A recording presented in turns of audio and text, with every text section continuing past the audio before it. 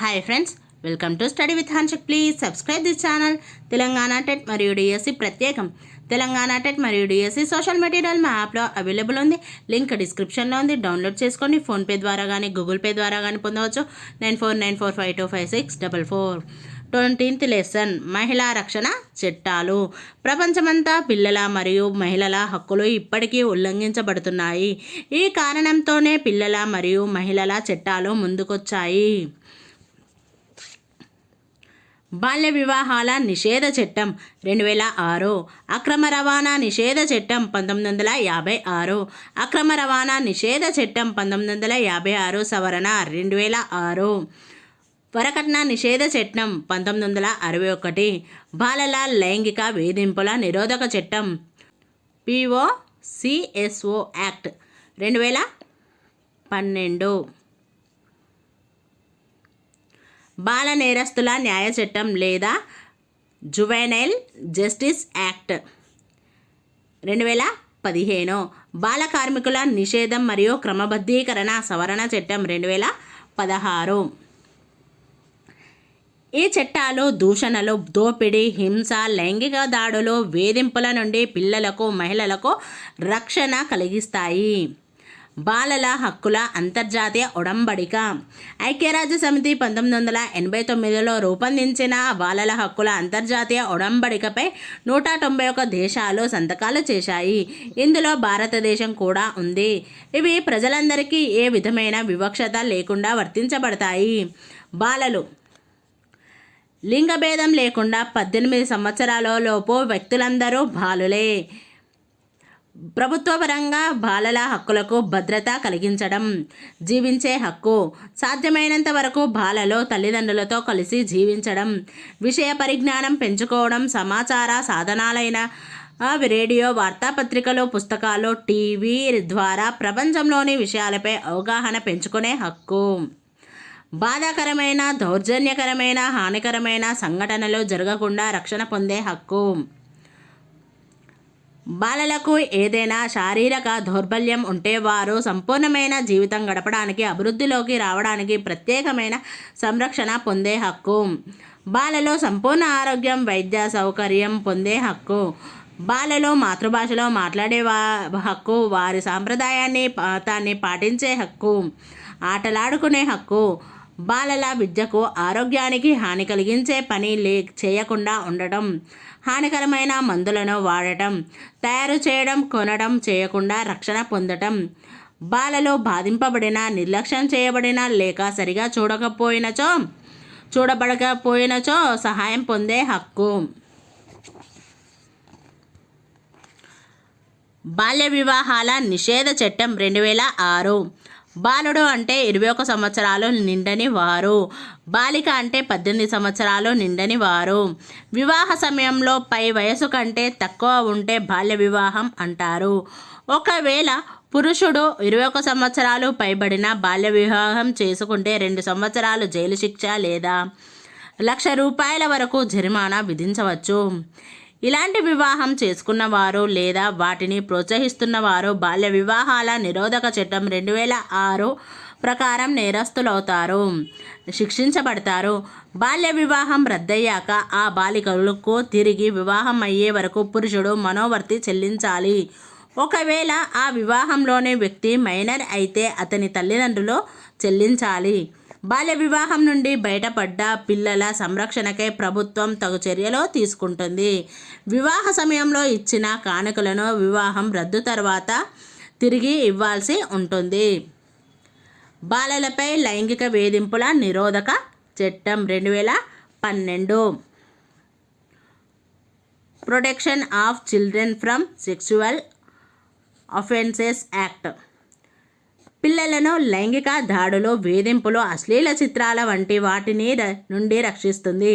ప్రత్యేక న్యాయస్థానాలను ఏర్పరిచి వేగవంతంగా శిక్షలు అమలు పరిచేలా చూస్తుంది. బాలల సంపూర్ణ శారీరక, మానసిక, ఉద్వేగ, సామాజిక వికాసం కోసం ఈ చట్టం అమలు చేయబడుతుంది. ఈ చట్టం నిరోధించే అంశాలు: బాలలను ఎలాంటి అసాంఘిక లైంగిక కృత్యాల్లో పాల్గొనడం, బాలలతో వేశ్యావృత్తి లేదా ఇతర లైంగిక దోపిడీలు, అశ్లీల చిత్రాల ప్రదర్శన సామాగ్రిలో వాడుకోవడం, బాల్య వివాహాలను ఆపడానికి టోల్ ఫ్రీ నంబర్ భూమిక హెల్ప్ లైన్ 18004252908. బాల్య వివాహాల నిరోధానికి జిల్లా స్థాయిలో జిల్లా కలెక్టర్, డివిజన్ స్థాయిలో ఆర్డీఓ, మండల స్థాయిలో తహసీల్దార్ లేదా ఐసిడిఎస్ అధికారి, గ్రామ పంచాయతీ స్థాయిలో పంచాయతీ కార్యదర్శి ఉంటారు. నమ్మదగిన సమాచారం ఉన్నప్పుడు కోర్టు తనంతట తానే సుమోటోగా స్వీకరించి బాల్య వివాహాన్ని జరిపించిన వారికి శిక్ష విధిస్తుంది. అక్రమ రవాణా నిరోధక చట్టం 1956 సవరణ 2006. బాలికలను, యువతులను అమ్మేసి బలవంతంగా వ్యభిచారం చేయించడం, వేశ్యాగృహానికి తీసుకెళ్లడం అమ్మాయే ఇష్టపడి వచ్చిన నేరం అవుతుంది. వృత్తిలోకి బలవంతంగా దించడానికి నిర్బంధం చేయడం లేక ప్రోత్సహించడం నేరం. అక్రమ రవాణా రూపాలు: లైంగిక దాడి, సాంఘిక మత బలవంత వ్యభిచారం, అసభ్యత, అశ్లీల చిత్రాలు, అశ్లీల రచనలు. బలవంతపు వ్యభిచారం: సాంఘిక మతపరమైన వ్యభిచారం, అసభ్యత, అశ్లీల రచనలు, చిత్రాలు చూపడం. చట్ట వ్యతిరేక కార్యకలాపాలు: వికలాంగులుగా మార్చి భిక్షాటన, మత్తు మందులు అమ్మించడం, అక్రమ రవాణాకు గురైన వారిచే భిక్షాటన చేయించి డబ్బు సంపాదించడం, దీనికే వారిని హింసించడం, బాధించడం. కొన్ని సమయాల్లో అవయవాలు తొలగించి వికలాంగులుగా మార్చి భిక్షాటన చేయించడం. మానవ అవయవాలను తీసి అమ్మేసి వ్యాపారం చేస్తూ డబ్బు సంపాదించడం. అక్రమ రవాణా చేయబడ్డ వారిచే మత్తుమందులు అమ్మించి లాభాలు గణించడం. కార్మికులు వెట్టి చాకిరి, కూలీ ఇవ్వకుండా పని చేయించుకొని ఇబ్బందులకు గురి చేయడం, సరైన పోషకాహారం, బట్టలు ఇవ్వకపోవడం, వారిని కనీసం మనుషులుగా చూడకపోవడం. ఇళ్లల్లో పని చేయించుకొని డబ్బులు ఇవ్వకుండా ఇబ్బందులకు గురి చేయడం, ఇతర ఇళ్లల్లో కూడా పని చేయించడం. వ్యవసాయ కూలి, వ్యవసాయ పనులకు తీసుకెళ్లి శారీరక శ్రమకు గురి చేసి వారి శ్రమను దోచుకోవడం. నిర్మాణ కూలి, భవన నిర్మాణాలు, రోడ్ల నిర్మాణాలు మొదలైన వాటిలో పని చేయించుకొని అతి తక్కువ నామమాత్ర డబ్బు ఇవ్వడం లేదా తక్కువ నాణ్యత గల భోజనం ఇచ్చి పని చేయించుకోవడం.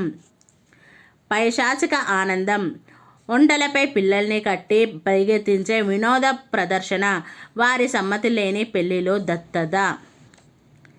ఇలాంటి అన్యాయాలు జరిగినప్పుడు సమాచారాన్ని తహసీల్దార్, స్థానిక పోలీస్ ఇన్స్పెక్టర్ లేదా స్వచ్ఛంద సంస్థలకు చెప్పి అన్యాయాన్ని అరికట్టాలి. బలవంతపు వ్యభిచారం, బలవంతంగా వ్యభిచారం చేయించడం నేరం. ఈ విధంగా వ్యభిచారం చేసేవారిని సెక్స్ వర్కర్స్ అంటారు. సెక్స్ వర్కర్స్ రక్షణకు సంబంధించి ఎన్నో చట్టాలు అమల్లో ఉన్నాయి. విచారణ నిమిత్తం వీరిని కొట్టడానికి, దౌర్జన్యం చేయడానికి పోలీసులకు అధికారం లేదు. సెక్స్ వర్కర్స్తో పాటు వ్యభిచారం చేయించే వారికి కూడా 2 నుండి 3 సంవత్సరాల వరకు జైలు శిక్ష, ₹10,000 వరకు జరిమానా విధించవచ్చు. ఇంటినో లేదా ఒక గదినో వేశ్యాగృహంగా నడపడానికి, వాడుకోవడానికి అద్దెకు ఇవ్వడం కూడా నేరమే. ఎవరైనా తన భార్య లేదా భర్త కాకుండా మరొక వ్యక్తితో లైంగిక సంబంధాలే కొనసాగించమని ఒత్తిడి చేస్తే అది నేరంగా పరిగణించి శిక్ష విధించబడుతుంది. అక్రమ రవాణా నుండి కాపాడిన తర్వాత బాధితులకు వైద్య పరీక్షలు నిర్వహించి మెజిస్ట్రేట్ ముందు హాజరు పరచాలి. ఒక మహిళా పోలీసు లేదా ప్రభుత్వేతర సేవా సంస్థచే విచారణ జరిపించి సంరక్షణ చర్యలు తీసుకోవాలి. బాధితులు బాలలైతే బాల సదనానికి పంపించాలి. కాపాడబడిన వారికి పూర్తి సంరక్షణ, గౌరవం ప్రభుత్వం కల్పిస్తుంది. వారికి చదువు, భోజన వసతి, ఆరోగ్య సదుపాయాలు కల్పిస్తారు. అక్రమ రవాణా నేరానికి 7 సంవత్సరాల కఠిన కారాగార శిక్ష నుండి జీవిత ఖైదు వరకు శిక్షతో పాటు జరిమానా కూడా విధించవచ్చు. పోలీసులు వారెంట్ కూడా లేకుండా కూడా ఈ నేరం పరిశోధించవచ్చు. వివరాలను సేకరించి వారిని కాపాడి దోషులకు శిక్ష పడేటట్లు చేయవచ్చు. వరకట్న నిషేధ చట్టం 1961. కట్నం ఇవ్వడం తీసుకోవడం లేదా ఈ రెండిటికి తోడ్పడడం, కట్నం అడగడం అనేవి నేరాలు. వరకట్న నిషేధ చట్టం 1961ని ఉల్లంఘించిన వారికి 5 సంవత్సరాలకు తగ్గకుండా జైలు శిక్ష, 15,000 వరకు జరిమానా లేదా కట్నం విలువ మొత్తంలో ఏది ఎక్కువైతే ఆ మొత్తం జరిమానాగా విధించబడును. చాలా సందర్భాలలో వివాహం అయిన తర్వాత అమ్మాయిని వేధించడం, తిట్టడం, కొట్టడం, ఒక్కోసారి చంపివేయడం, కొన్నిసార్లు బాధలు భరించలేక స్త్రీలు ఆత్మహత్యలు చేసుకోవడం మొదలైనవన్నీ ఈ చట్టం పరిధిలోకి వస్తాయి. అయితే తల్లిదండ్రులు ఎవరి నుండి ఒత్తిడి లేకుండా తమ ఇష్టానుసారం ఏదైనా తీసుకోవచ్చు. కానీ ఈ కానుకలు కూడా చట్ట ప్రకారమే ఇవ్వాలి. కానుకలన్నింటినీ జాబితా విడిగా ఉండాలి. కానుకలను అడిగి తీసుకోరాదు. వధువునకు ఇచ్చే కానుకలు ఆచారం, సాంప్రదాయం ప్రకారం ఇవ్వవలసిందిగా ఉండాలి. వీటి విలువ ఆమె తల్లిదండ్రుల స్తోమతకు తగినట్లుగా ఉండాలి, కానీ వారికి భారం కాకూడదు. మహిళపై హింస జరుగుతున్న విషయాన్ని బాధితురాలు స్వయంగా లేదా ఆమె తండ్రి, తల్లి, సోదరుడు, సోదరి, బంధువులు, రక్త సంబంధీకులు స్థానిక పోలీస్ స్టేషన్లో ఫిర్యాదు చేయవచ్చు. గృహహింస నుండి మహిళల రక్షణ. రాజ్యాంగం పౌరులందరికీ గౌరవంగా బ్రతికే హక్కును ఇచ్చింది. స్త్రీలు గౌరవంగా బ్రతకడం అంటే వారిని ఎవరూ దూషించకుండా, అనుమానించకుండా ఉండటం. స్త్రీలు చేసే పనిని గౌరవించాలి. వారికున్న హక్కులను అనుభవించేలా పరిస్థితులను కల్పించడం.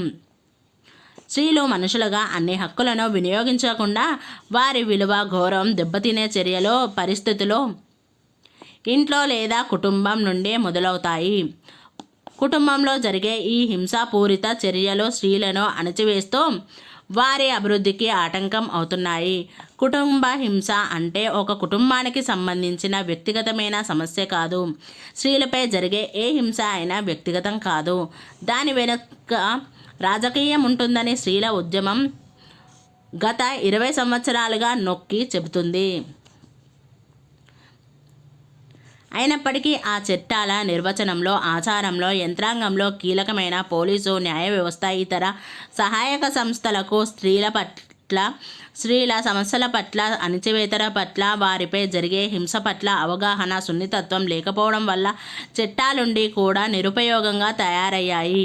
ఒకవైపు కుటుంబం, సమాజం ఈ హింసను సమర్థిస్తూనే ఉన్న జాతీయంగా, అంతర్జాతీయంగా ప్రభుత్వాలు స్త్రీలపై జరిగే హింసను గుర్తించి దాన్ని ఆపడానికి కొన్ని ప్రకటనలు, తీర్మానాలు తయారు చేశాయి. ఈ తీర్మానాలలో అనేక దేశాలతో పాటు మన దేశం కూడా సంతకం చేసి ఆ నిబంధనలకు కట్టుబడి ఉంది. తీర్మానాలలో ముఖ్యమైనవి: పెళ్లి, కుటుంబ సంబంధాల విషయంలో స్త్రీల పట్ల వివక్షతను తొలగించే విధంగా స్త్రీ పురుషుల సమానత్వం ప్రాతిపాదికగా ప్రభుత్వాలు అన్ని అవసరమైన చర్యలు తీసుకోవాలి. స్త్రీ పురుషులిద్దరికీ కూడా ఆస్తి భాగస్వామ్యంలో, అనుభవించడంలో, యాజమాన్యంలో సమానమైన అధికారం ఉండాలి. బీజింగ్ ఒప్పందం కార్యాచరణ నివేదిక పేర్కొన్న అంశాలు: సమాజంలో స్త్రీలు తక్కువ స్థానంలో ఉండటానికి స్త్రీలపై జరిగే హింస ఒక సాధనం. చాలా సందర్భాల్లో స్త్రీలు, బాలికపై హింస కుటుంబంలో, ఇంట్లో జరుగుతుంది. ఇవి బయటకు రావు కాబట్టి వీటిని గుర్తించడం కష్టం. హింసను గుర్తించిన బాధితులను కాపాడడం, బాధ్యులను శిక్షించడంలో ప్రభుత్వాలు సఫలీకృతం కాలేకపోతున్నాయి. ప్రతి సంవత్సరం లక్షల మంది పిల్లలు, మహిళలు గృహహింస వల్ల గాయాల పాలై చికిత్స పొందుతున్నారు. కానీ కారణం గృహహింస అని చెప్పరు. అన్ని జాతుల, తెగల, మతాల, సామాజిక, ఆర్థిక శ్రేణుల్లో ఇది స్వరవ్యాప్తిలాగా కనిపించిన 4 గోడల నడుమ జరిగే కుటుంబ వ్యవహారమని భావిస్తున్నారు. గృహహింస భ్రమలు, వాస్తవాలు. తాగుడుకు బానిస కావడం హింసకు ప్రధాన కారణం అనేది భ్రమ. తాగుడు కేవలం ఒక సాకు మాత్రమే. స్త్రీలను కొట్టే మగవారిలో 40% అసలు తాగరని గణాంకాలు చెబుతున్నాయి. గృహహింస నుండి బయటపడే మార్గమే లేదనేది భ్రమ. హింస లేని వాతావరణం ప్రతి స్త్రీ జన్మ హక్కు. మహిళలకు మద్దతునిచ్చే, రక్షణిచ్చే చట్టాలు ఉన్నాయి. వాటి నుండి ప్రతి ఒక్కరూ సహాయం పొందవచ్చు. గృహహింస రూపాలు: లైంగిక అత్యాచారం, అశ్లీల దృశ్యాలు చూడమని బలవంతం చేయడం. భౌతిక అత్యాచారం, బాధ కలిగించే ప్రవర్తన, కొట్టడం, హింసించడం. మానసికంగా క్షోభకు గురిచేసే మాటలనడం. మానసిక అత్యాచారం, హాని కలిగిస్తామని బెదిరించడం, పిల్లలను చదివింపబోమని బెదిరించడం, ఉద్యోగం చేయకుండా ఆపడం, ఇష్టం లేని వ్యక్తిని పెళ్లి చేసుకోమనడం వంటివి. ఆర్థిక అత్యాచారం, చెందాల్సిన ఆర్థిక పనులు, ఆర్థిక వనరులు చెందకుండా చేయడం, స్త్రీధనాన్ని వాడుకోవడం, వారి ఆస్తులను అమ్మడం. గృహహింస ఫిర్యాదు: గృహహింసకు గురైన వారు పోలీస్ అధికారికి లేదా జ్యుడిషియల్ అధికారికి, ఫస్ట్ క్లాస్ లేదా మెట్రోపాలిటన్ మెజిస్ట్రేట్కు స్వయంగా ఫోన్ ద్వారా, ఈమెయిల్ ద్వారా కానీ ఫిర్యాదు చేయవచ్చు. బాధితురాలు గాయాల పాలై ఉంటే పై వైద్య పరీక్షలు నిర్వహింపజేసి ఆ రిపోర్టును పోలీస్ స్టేషన్లో మెజిస్ట్రేట్స్ ముందు ఉంచాలి. లైంగిక వేధింపులు, అత్యాచారం: మన దేశంలో ఈ రకమైన వేధింపుల నిరోధానికి లైంగిక అత్యాచార నియంత్రణకు జస్టిస్ జేఎస్ వర్మ అధ్యక్షతన ఒక కమిటీ కేంద్ర ప్రభుత్వం నియమించింది. ఈ కమిటీ సూచించిన అంశాల ప్రకారం భారత రాష్ట్రపతి 2 ఫిబ్రవరి 2013 ఆర్డినెన్స్ను జారీ చేశారు. కేంద్ర ప్రభుత్వం ఈ ఆర్డినెన్స్ స్థానంలో న్యాయ సవరణ చట్టం 2013 నిర్భయ చట్టంను ఆమోదించింది. ఇది 3 ఏప్రిల్ 2013 నుండి అమలులోకి వచ్చింది. ఈ చట్టం ముఖ్యాంశాలు: కనీసం 20 సంవత్సరాలు జైలు శిక్ష. బాధితుల నుండి ఫిర్యాదులు తీసుకోవడానికి మహిళా పోలీసుల నియామకం. బాధితులు వ్యక్తిగతంగా పోలీసు అధికారుల ముందు ఉపస్థితి కావాల్సిన అవసరం లేదు. మహిళలపై యాసిడ్ దాడి సందర్భంలో జరిగిన పెనుగులాటలో దాడి చేసిన వారు మరణించిన మహిళలకు ఎలాంటి శిక్ష లేదు. ఫిర్యాదు విచారణ సందర్భంగా బాధితుల కోరిక మేరకు వీడియో చిత్రీకరణకు అవకాశం కల్పించబడింది. లోక్ అదాలత్ అంటే ప్రజా న్యాయస్థానం. 1976లో భారత రాజ్యాంగానికి అధికరణ 39A జత చేసి బీద బలహీన వర్గాల వారికి ఉచిత న్యాయ సహాయాన్ని అందించాలని నిర్ణయించారు. దీనికోసం రూపొందించిన చట్టం న్యాయ సేవల అధికార చట్టం. ఇది కేంద్ర చట్టం. ఈ చట్టం నిర్దేశించినట్లు మన రాష్ట్ర ప్రభుత్వం, రాష్ట్ర హైకోర్టు ఉమ్మడిగా చర్చించి కొన్ని సూత్రాలను రూపొందించారు.